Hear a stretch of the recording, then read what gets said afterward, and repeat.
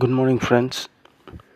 இந்த ஆடியோவில் நம்ம நிஃப்டி 50யோட இன்றைக்கான ப்ரீ மார்க்கெட் பார்க்கலாம். நேற்று கொஞ்சம் எனக்கு வெளியே வேலை இருந்ததுனால போட முடியல, அதனால தான் காலையிலேயே போடுறேன். நேற்று நிஃப்டி 50 ஃபஸ்ட் கிளாஸான ஒரு ட்ரெண்டிங் மூமெண்ட் இருந்தது.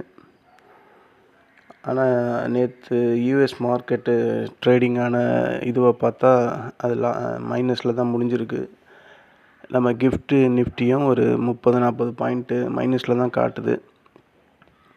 ஆனால் எனக்கு தெரிஞ்சு நம்ம நிஃப்டி 50 இன்றைக்கி 9 மணிக்கு ஓப்பன் ஆகும்போது ஒரு பாசிட்டிவும் இல்லாமல் நெகட்டிவும் இல்லாமல் தான் ஓப்பன் ஆகும்னு தோணுது. ஏன்னா நேற்று எஃப்ஐஎஸ் செல் பண்ணி தான் வச்சுருக்காங்க. அதுவும் எவ்வளோன்னா 4596 கோடிக்கு கேஷ் மார்க்கெட்டில் செல் தான் பண்ணியிருக்காங்க. டிஐஸ் 6027 கோடிக்கு பை பண்ணியிருக்காங்க. பையிங் ப்ரெஷர், நான் தான் நேற்று சொன்னேன், பையிங் ப்ரெஷர் ஹெவியாக இருக்குது அப்படின்னு. ஆனால் எஃப்ஐஎஸோட செல் அமௌண்ட்டு ஃபிகரை பார்த்தாலும் அது அதிகமாக தான் இருக்குது. ரிலையன்ஸ் நேற்று கை கொடுத்து தூக்கியிருக்கு நிஃப்டி 50, வேறு ஒன்றும் இல்லை. நேற்று ரிலையன்ஸு தண்ணி ஒரு ஆளாக மேலே ஏறி இருக்கான், அதனால் நிஃப்டி ஏறி இருக்குது. ஆனால் எனக்கு இன்றைக்கி நிஃப்டி 50 ஸ்டார்டிங் 9:15க்கு ஓப்பன் ஆனோடனே சரியான செல் ஆஃப் இருக்குன்னு தோணுது. 9:15க்கு ட்ரேட் ஆகும்போது செல்லிங் ப்ரெஷர் ஹெவியாக இருக்குன்னு தோணுது. நேற்று அந்த கெயினை கூட எரேஸ் பண்ணுறதுக்கு வாய்ப்பு இருக்குன்னு தான் என் மனசில் தோணுது. ஆனால் அதை பார்க்கலாம் இன்றைக்கி ட்ரேடிங் எப்படி ஆகுதுன்ட்டு. இன்றைக்கி ட்ரேடிங்கில் நிஃப்டி 50க்கான ஃபஸ்ட்டு சப்போர்ட்டு, ரெசிஸ்டண்ட்டு இந்த லெவல்லாம் வந்தால் அது எப்படி ஒர்க் அவுட் ஆகுன்றதை பற்றி பார்க்கலாம். இப்போ இருக்கிற கரண்ட்டு ப்ரைஸ்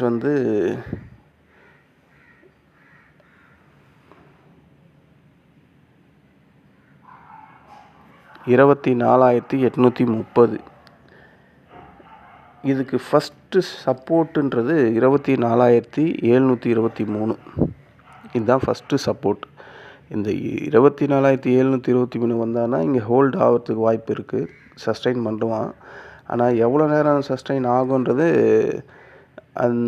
நமக்கு தெரியாது. ஏன்னா சடார்னு செல்லிங் ப்ரெஷர் ஹெவி ஆச்சுன்னா, நேற்று அந்த 24,641 தான் ஸ்ட்ராங்கான சப்போர்ட்.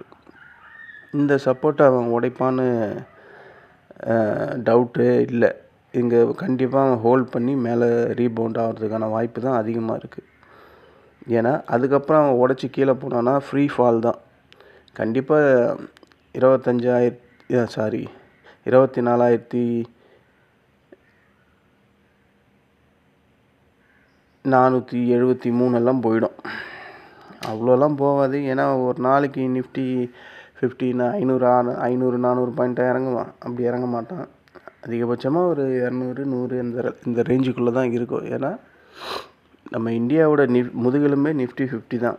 அவ்வளோ சீக்கிரம் அவ்வளோ பாயிண்ட்ஸ் எல்லாம் இறங்கிறதுக்கு வாய்ப்பு கிடையாது. அதனால் 24,641 நேற்று அந்த சப்போர்ட்டையே மறுபடியும் டச் பண்ணான்னா ரீபவுண்ட் ஆகிறதுக்கு தான் வாய்ப்பு அதிகமாக இருக்குது. அது மாதிரி ரெசிஸ்டன்ட் பார்த்திங்கன்னா, நேற்று நான் சொன்ன அதே ரெசிஸ்டன்ட் தான், 24,916. இது ஃபஸ்ட்டு ரெசிஸ்டன்ஸ். இந்த ஃபஸ்ட்டு ரெசிஸ்டண்ட்டை கட் பண்ணிவிட்டு அவன் மேலே போயிட்டான்னா, ஒரு புல்லிஷ் கேண்டில் அந்த 916க்கு மேலே நின்றுடுச்சுன்னா கண்டிப்பாக அந்த கேப்பை ஃபில் பண்ணுருவான், 25,046. ஏன்னா போன வீக்கில் ஒரு கேப் வந்ததில்ல, அந்த கேப்பை அவன் ஃபில் பண்ணிட்டு தான் இறங்குவான். அதுதான் அவனுக்கான செகண்ட் ரெசிஸ்டண்ட், ஸ்ட்ராங்கான ரெசிஸ்டண்ட்டும் கூட அது. ஸோ அங்கேருந்து அது ப்ராஃபிட் புக்கிங் ஆகிறதுக்கு வாய்ப்பு இருக்குது. இல்லை அதையும் மீறி மேலே போகுதுன்னா கடைசி ரெசிஸ்டண்ட் 25,122.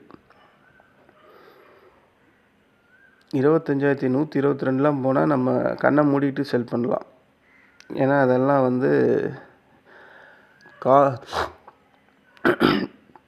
கால் ரைட்டர்ஸ் ஹெவியாக அதை ரைட் பண்ணி வச்சுருப்பாங்க அந்த இடத்துல.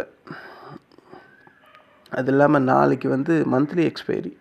ஸோ அந்த ரேஞ்செல்லாம் போச்சுன்னா செல் ஆஃப் ஆகும்.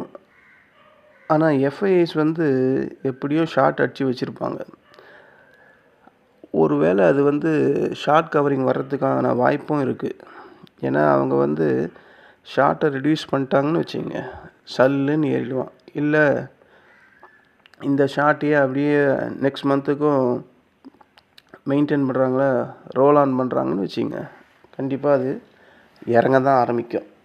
அது எஃப்ஐஎஸ் கையில் தான் இருக்குது. நம்மளோட மார்க்கெட் அதிகபட்சமாக ஏற்றம் இறக்கம் இவங்க தீர்மானித்தா மட்டும்தான் நடக்குது எஃப்ஐஎஸ்.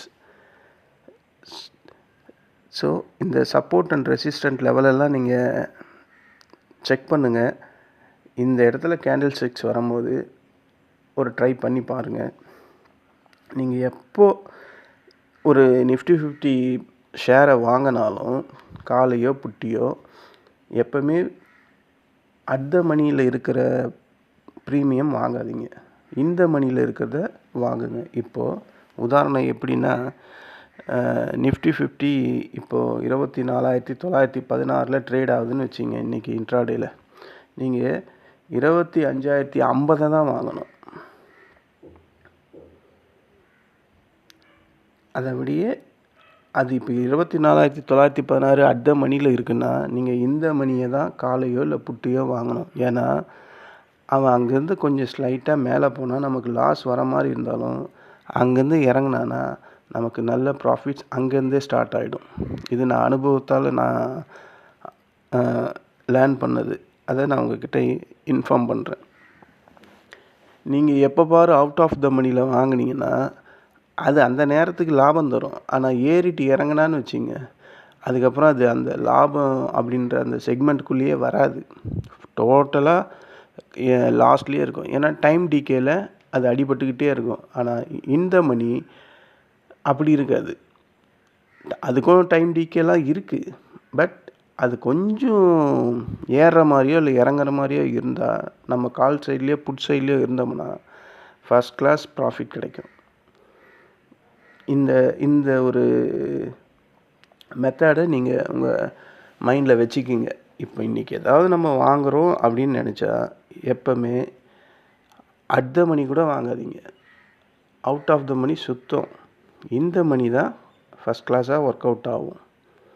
அந்தந்த சப்போர்ட் அந்தந்த ரெசிஸ்டண்ட்டை தொடும் போது எப்போவுமே இந்த மணி அதை தான் வாங்கணும். அதை வாங்கினா தான் உங்களுக்கு ப்ராஃபிட் வர்றதுக்கான பாசிபிலிட்டிஸ் அதிகம். ஓகேங்களா? இதுதான் இன்றைய மார்க்கெட்டுக்கான ப்ரீ மார்க்கெட் ரிப்போர்ட். நன்றி மக்களே. இன்னொரு உதவியை நீங்கள் பண்ணணும். இந்த ஆடியோவை கேட்குற நீங்கள் நண்பர்கள், உங்களோட ஃப்ரெண்ட்ஸ் சர்க்கிளுக்கும் உங்களோட ரிலேஷனுக்கும் இந்த வீடியோவை ஷேர் பண்ணணும். அவங்கள சப்ஸ்கிரைப் பண்ண சொல்லுங்கள்.